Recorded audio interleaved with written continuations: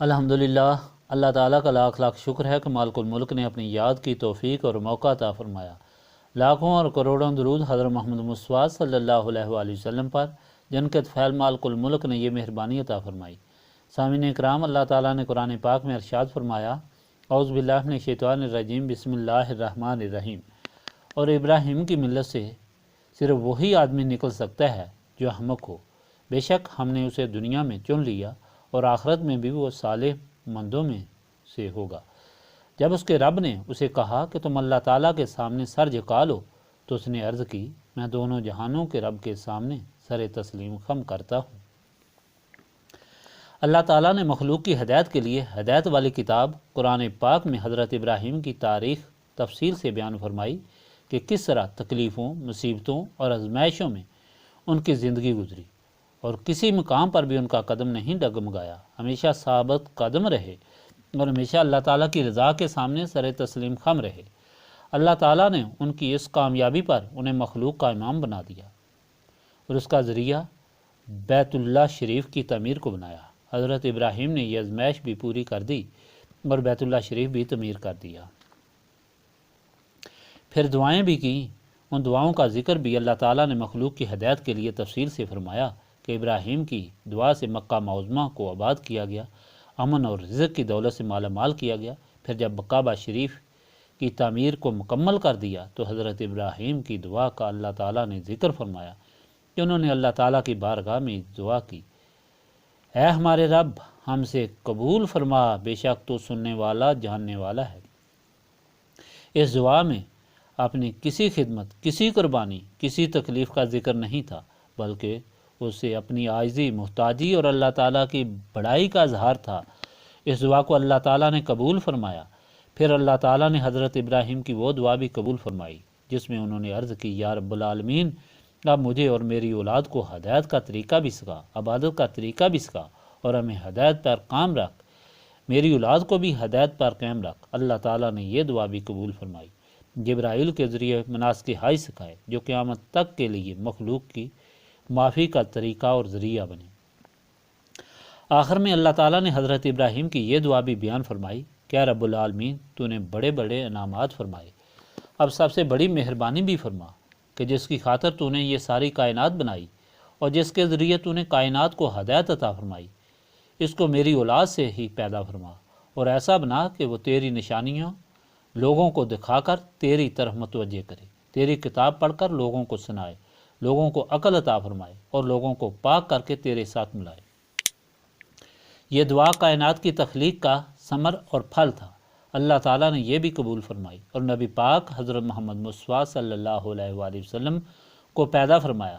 جب حضور پاک صلی اللہ علیہ وآلہ وسلم اس دنیا میں تشریف لائے تو ساری دنیا جہالت اور ظلمت میں غرق تھی۔ ہر طرف ظلمت اور بے حیائی کا دور دورہ تھا، یہاں تک کہ ظلم اور بے حیائی تھی کہ لوگ اپنی بیٹیوں کو اپنے ہاتھوں سے قتل کرتے تھے، باپ اپنی سوتیلی بیٹیوں سے شادی کرتے تھے، سوتیلی ماں انہیں وراثت میں بیوی کے طور پر ملتی تھی، اور کوئی شخص، کوئی غریب، کسی امیر، کسی حاکم کے سامنے آنکھ اٹھا کر دیکھتا تو اس کی آنکھ نکال دی جاتی، اگر زبان کھولتا تو اس کی زبان کھینچ لی جاتی، اس کی چمڑی اتار دی جاتی۔ ساری مخلوق ہر طرف سے اسی طرح ظلم میں جکڑی ہوئی تھی،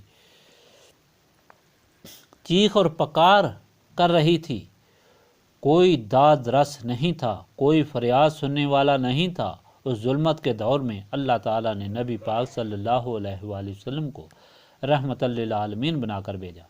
آپ صلی اللہ علیہ وآلہ وسلم نے آتے ہی مخلوق خدا کو اللہ تعالیٰ کی نشانیاں بتائیں۔ سب سے پہلے یہ بتایا کہ دیکھو، میں اللہ تعالیٰ کا رسول ہوں اور تمہاری اصلاح کے لیے آیا ہوں۔ اس کا ثبوت یہ ہے کہ اللہ تعالیٰ نے مجھے معجزات دے کر بھیجا ہے۔ نبی پاک صلی اللہ علیہ وآلہ وسلم کی ساری زندگی معجزات سے بھرپور تھی، جن کا ذکر پہلے تفصیل سے ہو چکا ہے۔ کس طرح کفار نے مقابلے کی انتہائی کوشش کی مگر وہ مقابلہ نہ کر سکے۔ حضور پاک صلی اللہ علیہ وآلہ وسلم کے ہاتھوں میں پتھروں نے کلمہ پڑھا، درختوں اور جانوروں نے حضور پاک صلی اللہ علیہ وآلہ وسلم کو سجدہ کیا، چاند کو دو ٹکڑے کر دیا، سورج کی گردش روک دی۔ اس طرح بے شمار معجزات تھے۔ یہ اللہ تعالیٰ کی وہ ساری نشانیاں تھیں جن سے یہ ثابت فرمایا گیا کہ اللہ تعالیٰ ہی مالک، خالق، وحدہ لا شریک ہے۔ ہر قدرت کا مالک ہے۔ یہ بے زبان بت کسی چیز کے مالک نہیں، اور یہ کوئی چیز نہیں، یہ تمہارے خدا نہیں، خدا وہ ہے جس نے مجھے طاقت دے کر بھیجا ہے، اور جس نے ساری کائنات کو پیدا فرمایا اور ساری کائنات کی ربوبیت فرما رہا ہے۔ پھر نبی پاک صلی اللہ علیہ وآلہ وسلم نے بتایا کہ اس مالک اور خالق نے جس نے یہ نشانیاں تمہیں دکھائی ہیں اور میرے ذریعے تمہاری ہدایت کے لیے یہ کتاب قرآن پاک بھیجی ہے، پھر آپ صلی اللہ علیہ وآلہ وسلم نے وہ کتاب پڑھ کر مخلوق خدا کو سنائی کہ یہ وہ قانون ہے، یہ وہ طریقہ ہے جس کے مطابق تم نے اپنی زندگیاں گزارنی ہیں۔ اگر ایسی زندگی گزارو گے تو اس میں تمہاری ہی نجات ہے، تمہاری ہی فلاح ہے، تمہاری ہی اصلاح ہوگی، اور تم اللہ تعالیٰ کی مہربانیوں کے حقدار بھی بنو گے۔ جن لوگوں نے نبی پاک صلی اللہ علیہ وآلہ وسلم سے نسبت قائم کی، اللہ تعالیٰ نے نبی پاک صلی اللہ علیہ وآلہ وسلم کی نبوت کے نور سے ان کی عقل کو جلا بخشی، طاقت بخشی، سمجھ عطا فرمائی، جس کو حکمت کہا جاتا ہے۔ پھر اس طرح نبی پاک صلی اللہ علیہ وآلہ وسلم نے انہیں اپنے نور نبوت سے پاک فرما کر اللہ تعالیٰ سے ملا دیا۔ لیکن جو لوگ لاپرواہ رہے، بے ادب، گستاخ اور منکر ہوئے، وہ خواہ بادشاہ تھے یا محکوم، عابد تھے یا فاضل، عالم تھے یا جاہل، نیست و نابود ہوئے اور خاک میں مل گئے، بے نشان ہو کر دنیا سے مٹ گئے۔ نبی پاک صلی اللہ علیہ وآلہ وسلم نے یہ تبلیغ مکہ معظمہ میں کی، طائف میں کی، اور مشرکین مکہ کو یہ ساری باتیں سمجھائیں۔ ان کے دادا حضرت ابراہیم کی پوری تاریخ سنائی، پھر انہیں بتایا کہ دیکھو یہ مرکز، یہ بیت اللہ شریف حضرت ابراہیم نے اس لیے بنایا تھا کہ تم یہاں جمع ہو کر اللہ تعالیٰ وحدہ لا شریک کی عبادت کرو، مگر تم نے اسے اللہ تعالیٰ سے دوری کا مرکز بنا دیا ہے۔ تم نے یہاں 360 بے جان بت لا کر رکھ دیے ہیں، اللہ تعالیٰ کو چھوڑ کر تم ان کے سامنے سجدے کرتے ہو۔ یہاں حیا، شرم اور ایمان کی تعلیم دی جاتی تھی، مگر تم یہاں بے حیائی کا مظاہرہ کرتے ہو۔ جس گھر کا اللہ تعالیٰ کی یاد میں، محبت میں اور عبادت میں طواف کیا جاتا تھا، اسی گھر کا تم ننگے ہو کر طواف کرتے ہو، سیٹیاں اور تالیاں بجا کر طواف کرتے ہو۔ تم اپنی اصلاح کرو، ورنہ تم دنیا سے مٹ جاؤ گے اور ذلیل و خوار ہوگے اور آخرت میں جہنم کا ایندھن بنو گے۔ لیکن جب مشرکین مکہ اور طائف کے لوگ ایمان نہ لائے تو نبی پاک صلی اللہ علیہ وآلہ وسلم نے مخلوق کی ہدایت کے لیے اللہ تعالیٰ کے حکم سے مدینہ پاک کی طرف، جو مکہ سے 360 میل دور ہے، ہجرت فرمائی۔ وہاں بنی اسرائیل قوم آباد تھی جو یہود کہلاتی تھی۔ وہ یہاں آباد ہی اس لیے ہوئی تھی کہ نبی پاک صلی اللہ علیہ وآلہ وسلم کی پیشین گوئی جو ان کی کتاب تورات میں کی گئی تھی کہ وہ اس قسم کے شہر میں ہجرت کر کے آئیں گے۔ حضور پاک صلی اللہ علیہ وآلہ وسلم کے ہی انتظار میں وہ وہاں آباد تھے۔ وہاں پہنچ کر نبی پاک صلی اللہ علیہ وآلہ وسلم نے جب تبلیغ کی اور لوگوں کو کہا کہ اے لوگو، اے یہودیو، اوس و خزرج کے علاوہ تم وہ لوگ ہو جو یہاں آ کر آباد ہوئے تھے، میرے انتظار میں پشت پشت سے منتظر تھے، میں اللہ تعالیٰ کا پیغام لے کر تمہارے لیے رحمت بن کر آیا ہوں۔ یہ قرآن پاک تمہیں پڑھ کر سنا رہا ہوں، اس کو پڑھو اور اس کے مطابق عمل کرو۔ یہ وہ کتاب ہے جو تورات اور انجیل کی تصدیق کرنے والی ہے۔ شیطان اور لفظ کے کہنے پر ان میں جو تم نے تحریفیں کی ہیں ان کی اصلاح کرنے والی ہے، اور اس طرح تم اللہ تعالیٰ کی رحمتوں کے حقدار بنو گے۔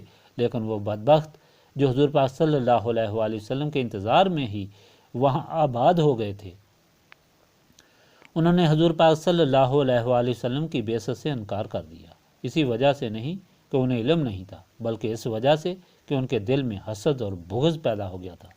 پہلی بات یہ تھی کہ ان کا خیال تھا کہ ہمارے قبیلے سے حضور پاک تشریف کیوں نہیں لائے اور بنی اسماعیل سے کیوں پیدا ہوئے ہیں۔ دوسری بات یہ تھی کہ اپنی دنیاوی اغراض اور نفسانی خواہشات کے لیے انہوں نے جو مذہب کو بدل کر رکھا ہوا تھا اس کا پول کھلنے والا تھا۔ اس طرح جھوٹی عزت کے محل جو انہوں نے بنائے ہوئے تھے وہ مسمار ہونے کو تھے، اس لیے انہوں نے انکار کیا۔ لیکن جو لوگ خوش بخت تھے، نیک بخت تھے، جن کی قسمت میں اللہ تعالیٰ نے سعادت لکھی ہوئی تھی، انہوں نے نبی پاک صلی اللہ علیہ وآلہ وسلم کی تبلیغ اور دعوت کو قبول کیا اور فوراً غلامی میں داخل ہو گئے، خواہ وہ یہود تھے یا اوس و خزرج کے لوگ تھے۔ حضرت عبداللہ بن سلام یہودیوں کے بہت بڑے عالم تھے۔ جب انہوں نے حضور پاک صلی اللہ علیہ وآلہ وسلم کی دعوت سنی تو فوراً ایمان لے آئے۔ کہ واقعی یہی وہ آخر الزمان نبی صلی اللہ علیہ وآلہ وسلم ہیں جن کے متعلق ہم تورات میں پڑھ چکے ہیں اور ان میں سب نشانیاں موجود ہیں۔ پھر انہوں نے ہی اپنی قوم کو تبلیغ کرنا شروع کی، اپنے دو بھتیجوں سلمہ اور مہاجر کو تبلیغ کی کہ وہ دیکھو تم تورات میں حضور پاک صلی اللہ علیہ وآلہ وسلم کے متعلق تمام نشانیاں پڑھ چکے ہو، حضور پاک صلی اللہ علیہ وآلہ وسلم میں وہ تمام نشانیاں موجود ہیں، اب تم اللہ تعالیٰ کے رسول کے سامنے سر جھکا دو، ایمان لے آؤ، اسی میں تمہاری نجات ہے۔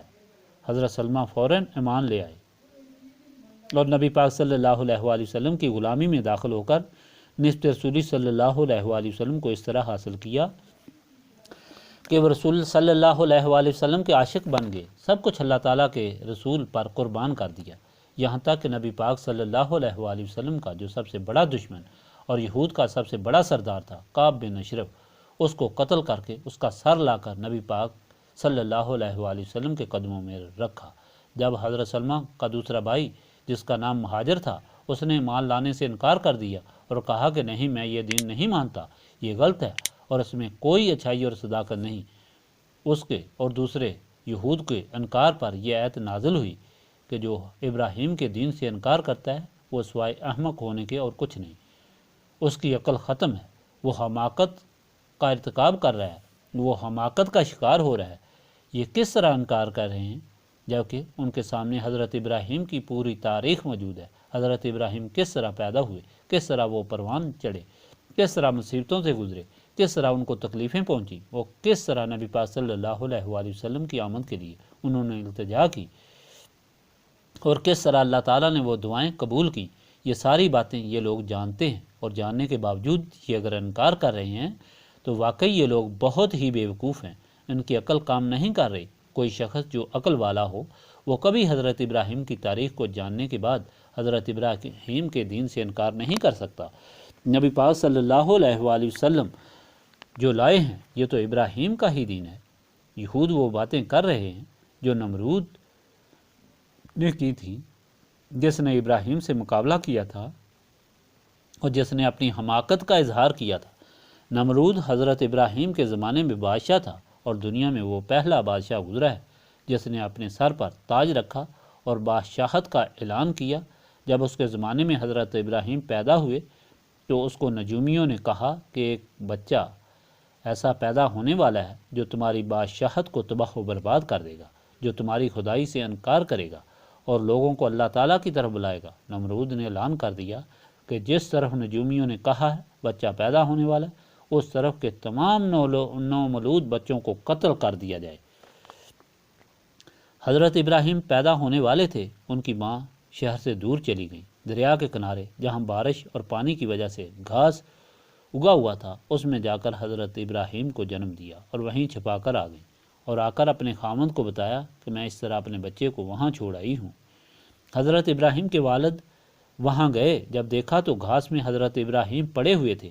وہاں اس نے ایک غار کھودی، غار کے اندر حضرت ابراہیم کو رکھ کر باہر دروازے پر ایک پتھر رکھ دیا، وہ بھی واپس آ گئے۔ دونوں وقت ماں وہاں جا کر ان کو دودھ پلاتی تھی۔ اللہ تعالیٰ کی قدرت سے حضرت ابراہیم کی اس طرح پرورش ہوئی کہ ایک دن میں ان کا ایک ہفتے جتنا قد ہو گیا اور ہفتے میں مہینے جتنا اور مہینے میں سال جتنا قد بڑھا۔ اس طرح بہت جلد وہ جوان ہو گئے۔ جب جوان ہوئے تو ماں سے پوچھا کہ ماں میرا رب کون ہے؟ ماں نے کہا تمہارا رب میں ہوں کہ میں تم کو پالتی ہوں۔ حضرت ابراہیم نے پوچھا کہ تمہارا رب کون ہے؟ کہا کہ میرا رب تمہارا باپ ہے۔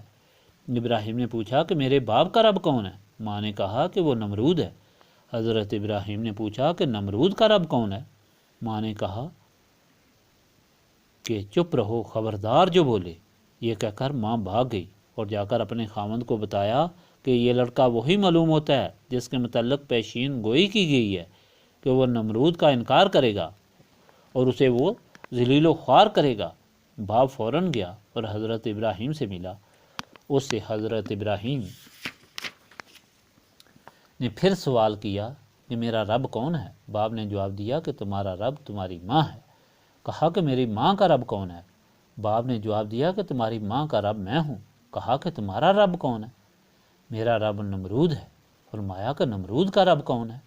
باپ نے زور سے منہ پر تماچا مارا اور حضرت ابراہیم کو وہیں چھوڑ کر واپس آ گیا۔ پھر حضرت ابراہیم نے اس غار میں پتھر کی اوٹ سے دیکھا تو ستارے نکلے ہوئے تھے۔ انہوں نے کہا کہ شاید یہ رب ہے جو روشنی والا ہے۔ پھر چاند نکلا تو کہا نہیں، وہ رب نہیں ہو سکتا، یہ رب ہوگا جو اس سے زیادہ طاقتور ہے۔ پھر چاند کو بھی زوال آیا اور سورج نکلا تو انہوں نے کہا یہ رب ہوگا، یہ سب سے زیادہ طاقتور اور روشنی والا اور بڑا ہے۔ پھر جب وہ بھی غروب ہوا تو کہا نہیں، یہ رب نہیں۔ اس وقت اللہ تعالیٰ نے انہیں وحی عطا فرمائی اور یہ اطلاع فرمائی کہ تمہارا رب میں ہوں جو ساری مخلوق کو پیدا کرنے والا ہوں۔ جاؤ جا کر نمرود کے سامنے اور ساری مخلوق کے سامنے اعلان کرو کہ وہ میری عبادت کریں اور بتوں کی پرستش چھوڑ دیں۔ چانچہ ابراہیم جب گھر میں تشریف لائے تو ان کے باپ نے ان کو بت دیے کہ جاؤ جا کر بازار میں فروخت کرو۔ حضرت ابراہیم نے بتوں کے ٹخنوں میں رسیاں باندھ کر گلیوں میں گھسیٹا اور اعلان کیا کہ کوئی ایسا بیوقوف، ایسا احمق ہے جو ان بے جان اور بے زبان بتوں کو خریدے اور ان کی بندگی کرے۔ اس طرح مشہور ہو گیا کہ ابراہیم دین سے باغی ہو گئے ہیں۔ نمرود کے سامنے پیش کیا گیا۔ نمرود نے کہا تم کیا چاہتے ہو؟ حضرت ابراہیم نے فرمایا کہ میں یہ چاہتا ہوں کہ تم اور ساری مخلوق ایک رب کی عبادت کرو۔ نمرود نے کہا کہ تمہارا رب تو میں ہوں۔ انہوں نے کہا کہ تم کس طرح رب ہو؟ رب تو وہ ہے جو مارتا ہے اور زندہ کرتا ہے۔ نمرود نے 2 آدمی بلائے، ایک جس کو پھانسی کا حکم تھا اس کو بخش دیا، کہا دیکھو یہ قتل ہونے والا تھا، میں نے اسے زندگی دے دی، اور ایک دوسرا تھا جو ویسے ہی کھڑا تھا، اس کو قتل کر دیا اور کہا دیکھو یہ زندہ تھا، موجود تھا، میں نے اسے مار دیا ہے، اس طرح میں مارتا ہوں، میں زندہ کرتا ہوں۔ حضرت ابراہیم نے فرمایا کہ میرا رب سورج کو مشرق سے طلوع کرتا ہے اور مغرب میں غروب کرتا ہے، تم اگر رب ہو تو سورج کو مغرب سے طلوع کرو اور مشرق میں غروب کرو۔ اس پر نمرود لاجواب ہو گیا اور اس نے حکم دیا کہ لکڑیاں اکٹھی کی جائیں، اور اس طرح اس آگ میں ان کو جلانے کی کوشش کی گئی۔ یہ قصہ پہلے بیان ہو چکا ہے کہ کس طرح لکڑیاں جمع کی گئیں، کس طرح حضرت ابراہیم کو جلانے کی کوشش کی گئی، لیکن اللہ تعالیٰ نے آپ کو محفوظ رکھا اور اس ساری مخلوق کو شرمندہ اور ذلیل کیا۔ اللہ تعالیٰ یہاں ذکر فرما رہا ہے کہ حضرت ابراہیم کی تاریخ جاننے کے بعد، یہ سارے حالات جاننے کے بعد، جو ابراہیم کے دین سے منحرف ہوتا ہے وہ بہت ہی بڑا بیوقوف اور احمق ہے، وہ اپنی دنیا اور آخرت دونوں خراب کرتا ہے۔ اللہ تعالیٰ فرما رہا ہے کہ ابراہیم وہ ہیں کہ جنہوں نے اللہ تعالیٰ کے دین کو قبول کیا اور اس طرح قبول کیا کہ ساری زندگی تکلیفوں اور مصیبتوں میں گزاری، پھر اپنی کسی تکلیف پر غرور اور تکبر نہیں کیا، بلکہ اللہ تعالیٰ کے سامنے یہ دعا کی کہ اللہ تعالیٰ تیرا شکر ہے کہ تو نے ہدایت فرمائی، اب اس ہدایت پر ہمارے دلوں کو قائم اور سلامت بھی رکھنا، ہمیشہ اللہ تعالیٰ کے خوف اور ڈر میں رہے اور اللہ تعالیٰ سے ہدایت ہی مانگتے رہے۔ یہ لوگ جو دین ابراہیم سے واقف ہیں صرف اس لیے نہ ڈر ہو گئے کہ خود غرضی اور نفسانی خواہشات کی وجہ سے یہ بہت بڑے بیوقوف بنے ہوئے ہیں۔ یہ اپنی دنیا اور آخرت دونوں کو خراب کر رہے ہیں، دونوں جہانوں میں ذلیل و خوار ہو رہے ہیں۔ سامعین کرام، یہ سب بیان کرنے کا مقصد یہ ہے کہ اللہ تعالیٰ نے مخلوق کی ہدایت کے لیے حضرت ابراہیم کی ساری تاریخ بیان فرمائی۔ اس کا ذکر قرآن پاک میں اس طرح بیان فرمایا کہ حضرت ابراہیم کے دین کو سمجھنے کے بعد جو اپنی نفسانی خواہشات کی بنا پر انکار کرے وہ احمق ہے، بیوقوف ہے، اپنی دنیا اور آخرت خراب کرتا ہے۔ اب بھی جو شخص حقیقت کو سمجھ لے، دین کو سمجھ لے اور سمجھنے کے باوجود اپنی نفسانی خواہشات پر عمل کرے، وہ ان لوگوں کی طرح ہی بیوقوف اور احمق ہے جو نبی پاک صلی اللہ علیہ وآلہ وسلم کے زمانے میں تھے، جن کے متعلق اللہ تعالیٰ نے یہ ارشاد فرمایا۔ دوسری ہدایت یہ ہے کہ اللہ تعالیٰ فرما رہا ہے کہ وہ جس کو چاہتا ہے دنیا اور آخرت دونوں میں چن لیتا ہے اور اپنا بندہ خاص بنا لیتا ہے۔ یہ نہیں ہوتا کہ ہر آدمی کی زندگی ایک طرح ہوتی ہے، یہ اللہ تعالیٰ کی مرضی ہے کہ جس کو وہ چاہے منتخب کر لے، جس کو وہ چاہے عزت بخشے، جس کو وہ چاہے اپنا بندہ خاص بنا لے، جس کو وہ چاہے امام بنا لے، جس کو وہ چاہے رہبر بنا دے، جس کو وہ چاہے ہادی بنا دے، اور اللہ تعالیٰ جس کو اپنا بنا لیتا ہے اس کو کوئی شخص گمراہ نہیں کر سکتا۔ اس کی دنیاوی زندگی بھی اچھی ہوتی ہے اور آخرت میں بھی اسے عزت و سرخروئی اور سرفرازی نصیب ہوتی ہے۔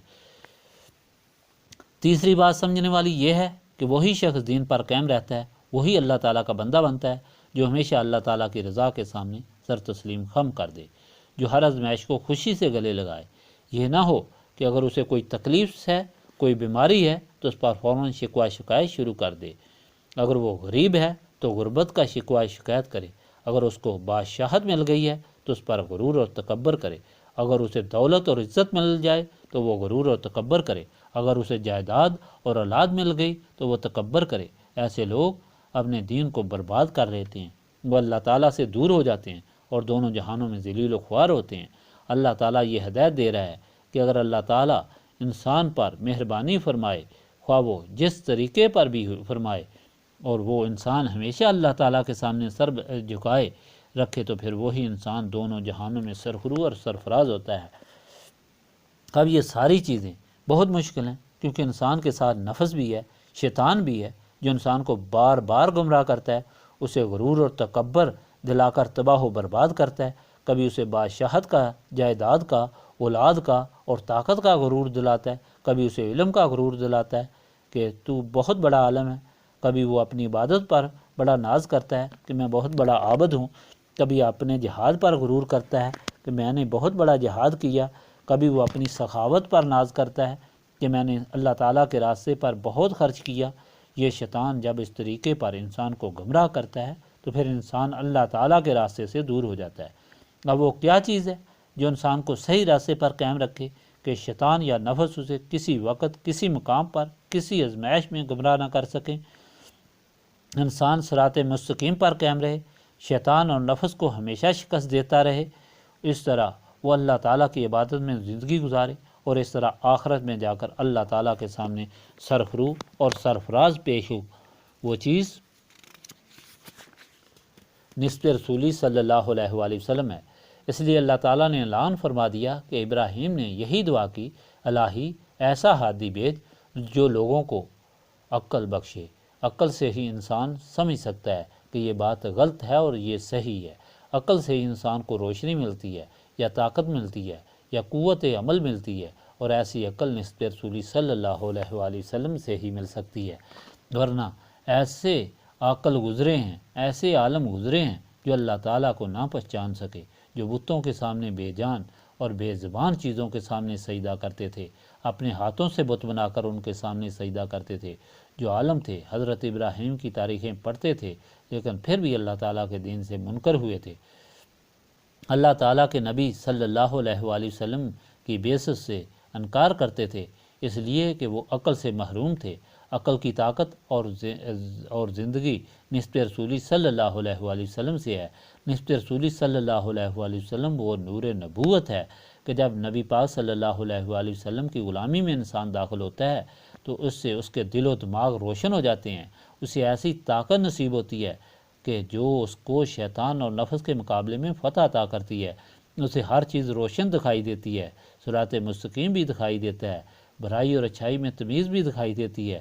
اس طرح انسان سلامتی سے صراط مستقیم پر چل کر زندگی کا سفر طے کر کے اللہ تعالیٰ اور رسول پاک صلی اللہ علیہ وآلہ وسلم کے سامنے آخرت میں سرخرو اور سرفراز پیش ہوتا ہے۔ سامعین اکرام، نسبت رسولی صلی اللہ علیہ وآلہ وسلم ہی وہ چیز ہے جس کی خواہش کرنی چاہیے، جو دونوں جہانوں کے غموں کا علاج ہے، جو دونوں جہانوں کی خوشیوں کی ضامن ہے، جو دونوں جہانوں کی ضرورتیں پوری کرتی ہے۔ اس لیے ہمیں نسبت رسولی صلی اللہ علیہ وآلہ وسلم حاصل کرنی چاہیے۔ نسبت رسولی صلی اللہ علیہ وآلہ وسلم کے لیے سینوں کی صفائی کی ضرورت ہے۔ سینے صاف یاد الہی سے ہوتے ہیں۔